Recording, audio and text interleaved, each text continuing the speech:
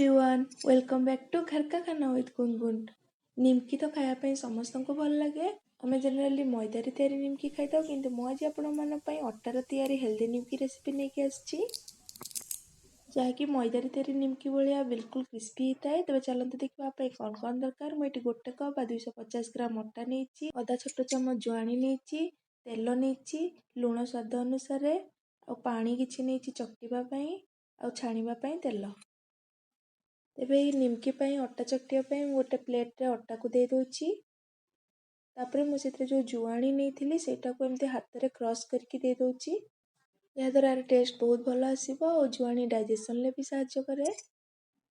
तापरे आमे सेथिरे स्वाद अनुसार लुण दे दबा, पाखापाखि गोटे छोट चम्मच लुण दे दबा। सबको भल भाव मिक्स कर दबा। सबको भल भाव मिक्स कर सारा पर आम जो तेल नहीं से 3 ରୁ 4 चम्मच देदबा। आपड़ चाहिए तेल बदल घी भी यूज करेंगे। आम जेनेराली जो स्पून ले खाऊ से स्पून ले मुझे 3 चम्मच तेल नहीं। तापर आम आपको हाथ में एमती घसी घसी और तेलटा को अटारे भल भाव अब्जर्व होला पर्यंत मिलैदबा। देखो ये भाव ही करेंगे जमी आम मैदार तैयारी निमकी खजा बनला बेले करते। तो सही रेसिपीर लिंक मो डिस्क्रिप्शन बॉक्स रे देदेवी।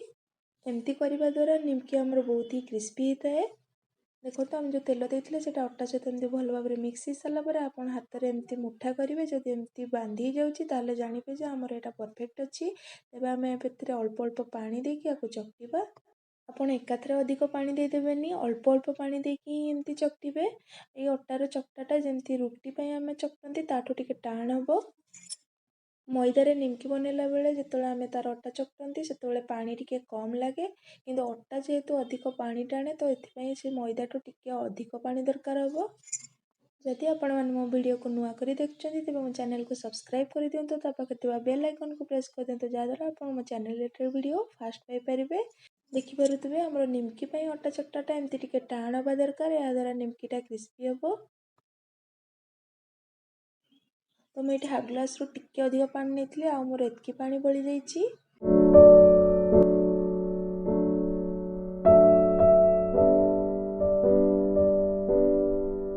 अटा भल भाव चकटी सारा मुझे अल्प टिके तेल भल भाव लगे दूसरी और स्लाइटली टिके ओदा कपड़ा को घोड़े दूसरी बा डैम्प क्लथ रे। तो आम 15 ରୁ 20 मिनिट पर्यंत एमती कवर करके रखदबा। 20 मिनिट हो जाइए। एबे देखो आम अटा आग अपेक्षा टिके नरम हो जाइए। तो आमको एमती ही डो दरकार। तापर आम आउ टिके 1 मिनिट पर्यंत भल भाव चकटी दबा। तापर आम एमती रोल करके 3टा कि 4टा गुला बनी दे पारिबे।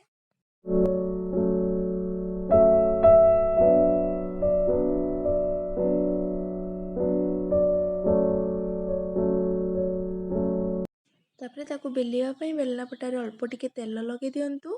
तापरे से गुलारू गोटे नहीं कि आम सेटा को बेलिबा।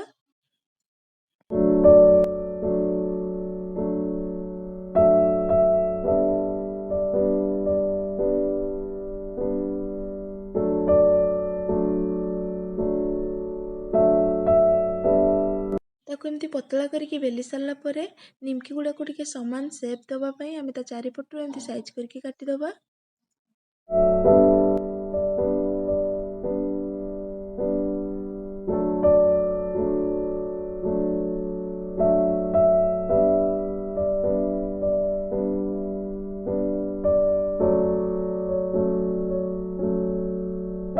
तापर आपण छुरी किंबा पिज्जा कटर साहाय्य एमती समान समान साइज रे काटिदेबे।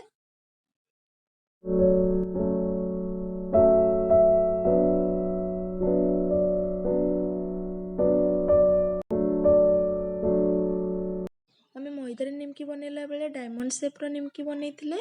एबे आम अटारे एमती लंबा लंबा शेप्र निमकी बनैबा।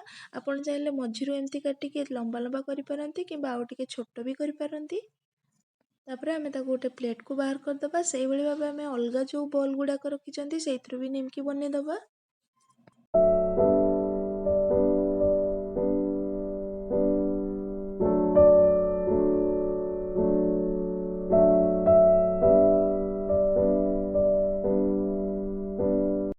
एबे निमकी को फ्राए करने मु गैस रे कड़े को बसी देछि और कड़े रे तेल को मीडियम हीट रे गरम करदबा।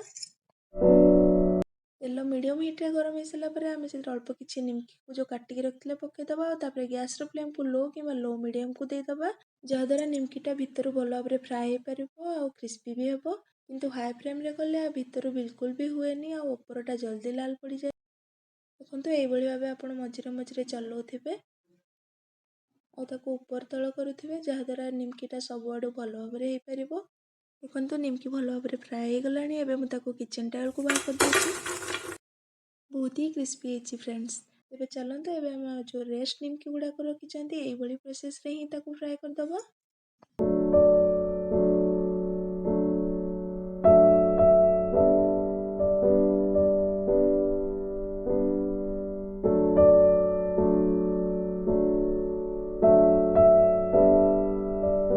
जदि आपण मानक मो अटार तैयारी निमकीर रेसिपी भल लगी तेज मो वीडियो को लाइक शेयर और सब्सक्राइब करने को बिल्कुल भी भूलिए। Thank you so much for watching.